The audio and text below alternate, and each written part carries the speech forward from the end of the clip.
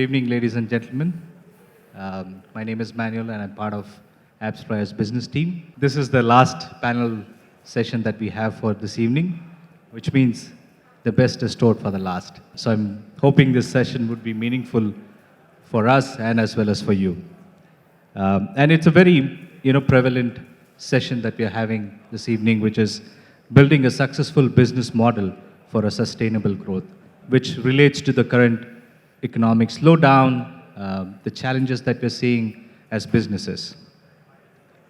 To put some perspective, we all know and understand India is the third largest economy in the world.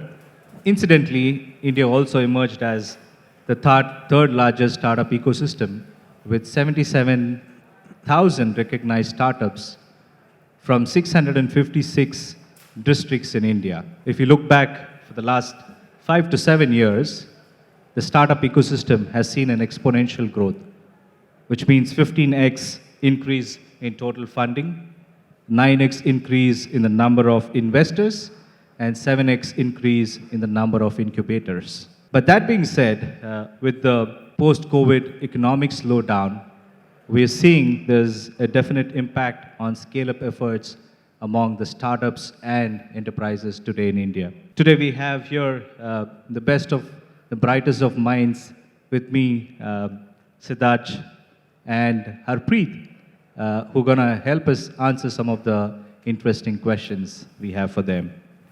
To start, if you can introduce yourself in one sentence, that'll be a good start, Siddharth and Harpreet. Good evening, everyone, and I'm sure you're having some interesting insights all across the day. And as Manuel mentioned, that we'll try to keep the best for the last. So my name is Harpreet Singh Paintal, and I head the data and analytics business at Adobe India. Been in this business for almost 23 years in the analytics space, and worked across organizations including Wipro, Capgemini, MicroStrategy, SAS, Salesforce, and Adobe. It's been a wonderful journey, and I'm looking forward to the conversation today. Likewise, Siddharth. Hi, good evening, everyone. My name is Siddharth Jhawar. I'm representing Moloco, and I've previously worked at organizations such as Zomato, Hotstar, Star, Bain & Company. Moloco is a machine learning company. Many of us here may not have heard about it. We are the biggest, we're the largest and fastest growing ad tech company in the world. We have presence across several markets globally. India is a new market for us, and we are building Moloco in India. Our ad tech products are backed by a decade of our machine learning, and would love to share more about it today. Awesome, thank you. Sid, this question is for you and will be very relevant for you considering you're one of the providers of machine learning platforms for app developers to scale performance and growth. What are some of the tech stack innovations and best practices that you've seen across the globe and you see how we can embrace this in India? I try to make this fun because I know this is late in the afternoon and we have a comedy session coming up soon, and now we're talking about machine learning and tech stack. So look, I think the advancement in computational ability in the last decade is totally going to change the advertising and marketing industry in the next 5 to 10 years. Think about how marketing has evolved, first slowly and then suddenly. Like, go back to the time when we only had newspapers and you had no idea how to target or how to attribute or how to close the loop. TV came and you could do some broad-based demographic targeting, but you could also never measure it properly and you could not still close the loop. Digital came and then you thought that, yes, now we've finally been able to target because we have the ability. But it is still cohort-based targeting. Like with digital marketing, you still do, we can identify granular cohorts, but we cannot be specific to every individual user. Why? On any day, at any second, there are 4 million ad impressions going on in the world. 4 million ad impressions in 1 second. They need to be matched to 2.5 billion mobile apps. All of this process needs to happen in 100 milliseconds. 4 million ad impressions in 100 milliseconds. Can an algorithm go through all the ad inventory and then figure out, hey, look, of all the users who exist right now, I know that one user, if I show this ad to that one user, there is the highest probability of that user converting, installing, spending money, subscribing to me. That used to be impossible until recently. With the advancement in deep neural networks, which is something which the likes of a Google, Facebook, Amazon have pioneered, that has become possible. Like the simplest way to think about deep neural networks, and I am no machine learning engineer, The simplest way to think about it is Google search, right? When we type something, it really passes through the entire web and tells you very quickly, in milliseconds, tells you what you're looking for. That kind of capability has now been built by the likes of Moloco. So you can target which user you want on the entire web. Now, Google and Facebook can also do this, but typically they would do this for their impressions, right? I think all performance marketers here are very familiar with what capabilities Google and Facebook has. But they represent 40% ad impressions in the universe. 60% ad impressions actually sits outside Google and Facebook, and you did not have the computational ability to use performance marketing to actually target those ad impressions. Now that has become possible, which I think will change the game for digital marketing in the coming years. Thank you, Siddharth. Very interesting point that you spoke about, how the marketing ecosystem is moving from user-level targeting to aggregate-level targeting. Right? Harpreet, this question is for you. Being part of the global brand like Adobe, this is probably right up your alley. You're seeing how there's economic slowdown across the world, and there's a huge amount of uncertainty in business right now. And with the world of app business changing so fast, what worked for you yesterday may not work for you today or tomorrow. So how should app businesses go about achieving growth and milestones? Hey, great question, Manuel, and very relevant and very contextual right now as we speak. We've seen some turmoil happening across. There's been news all across in terms of startups getting impacted and stuff like that. And there are some correlations being made. The correlations being made to the nature of what probably happened somewhere, during the dot-com bubble, somewhere 2000 to 2002, where yes, similar way, internet consumption had increased, desktops in US increases. Any organization having a website, even not a product in place, was garnering a lot of attention, but then suddenly that lens in terms of seeing what performance is happening, how organizations are doing, where is the profitability coming in from, where is the growth coming in from, and suddenly there was a debacle, right? But then during this debacle itself, you saw companies of the kind of Googles and Amazons who also came in, right? And they are flourishing. They are massively flourishing, okay? What do you think was different that they did? What they did differently was actually they understood the customer problem. They went into the depth of understanding what a customer needs. They got obsessed with solving actually those problems, and that is what led them to offering elements which actually connected well, which let them flourish well, okay? And something similar you are seeing over here now happening with the extensive usage and dependency on mobile app increasing, okay? Companies, startups like yours, organizations like yours have so many elements which have been brought in to offer, customers, okay? But then what happens is today, as Siddharth also pointed out, the behavior of customer is changing, okay? The change is extensive and change is happening across all channels. To quote you some statistics, Adobe did a rather decommissioned consultancy to actually do a global survey where we actually interviewed more than 500 financial service providers and fintechs. Some really interesting insights came out, While one of them, very evident and understandable, would be 82% of the customers were open to try out new channels and experiences. But then only 26% of the organizations agreed that they have deeper insights into the journey of the customer, right? Like Ranjana pointed out, that it is extremely important to see how the customer journey is actually happening across various apps, right? Across various channels. Where are they spending maximum time on, okay? And then another interesting statistic got pointed out, that almost upwards 4.5 hours of the time is actually being spent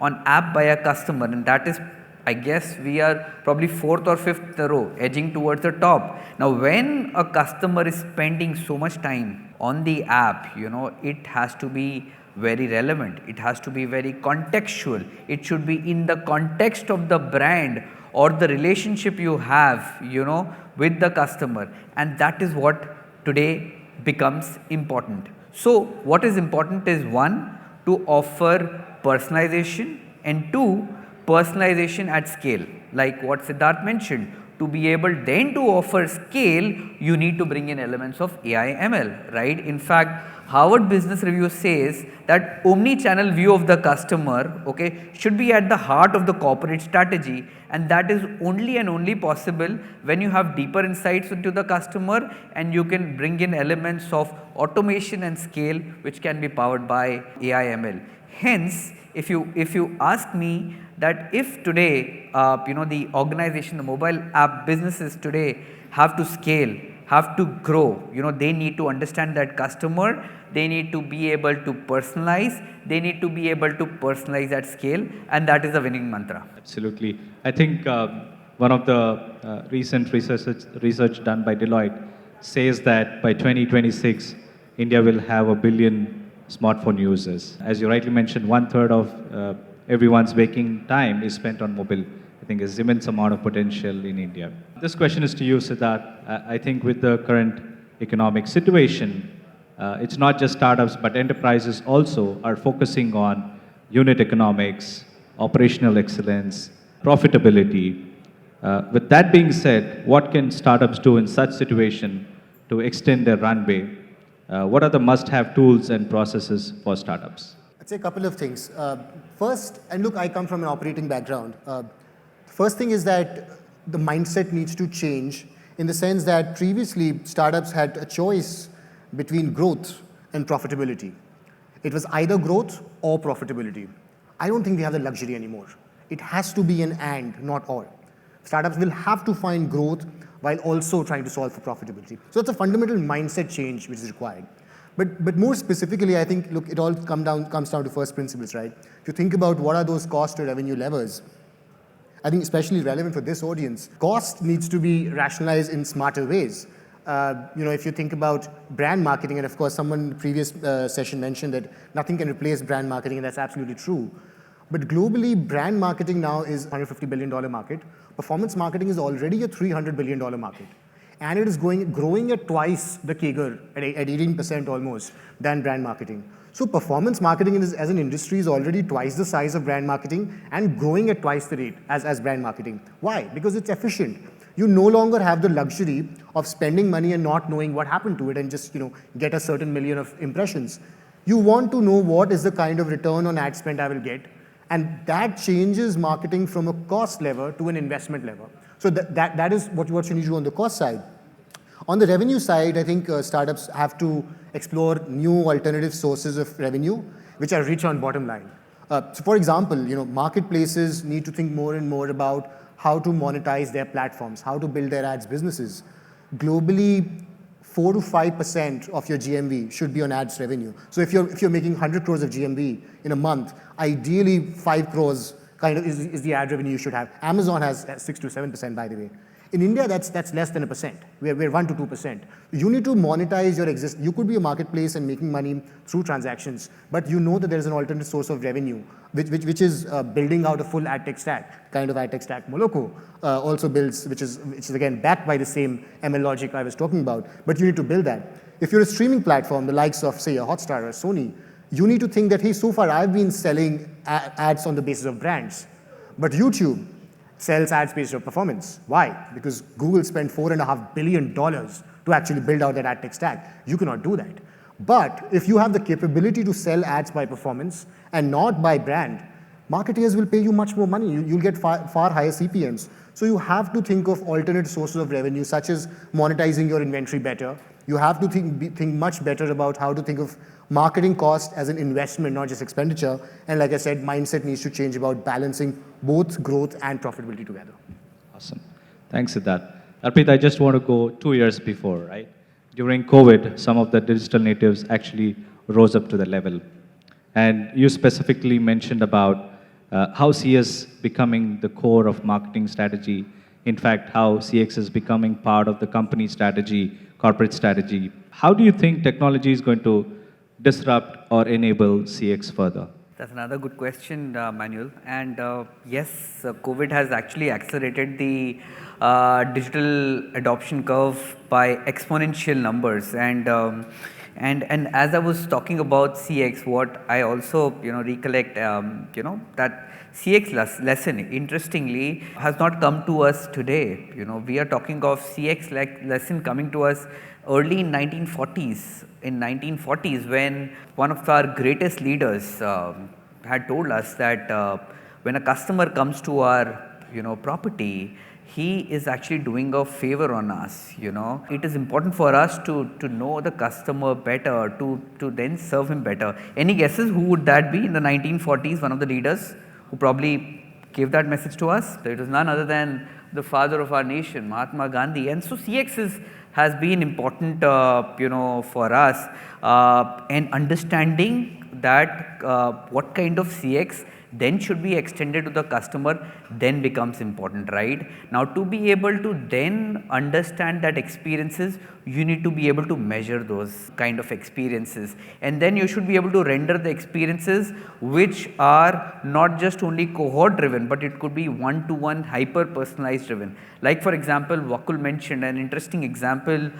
in Licious, that if you know that that very customer doesn't eat meat on a Tuesday or a Thursday, it is a crime when you are actually giving him an offer on a Tuesday or Thursday on a meat, right? And then giving that personal experience, but that experience then should also be contextual in the context of the brand or the relationship that customer is engaging with.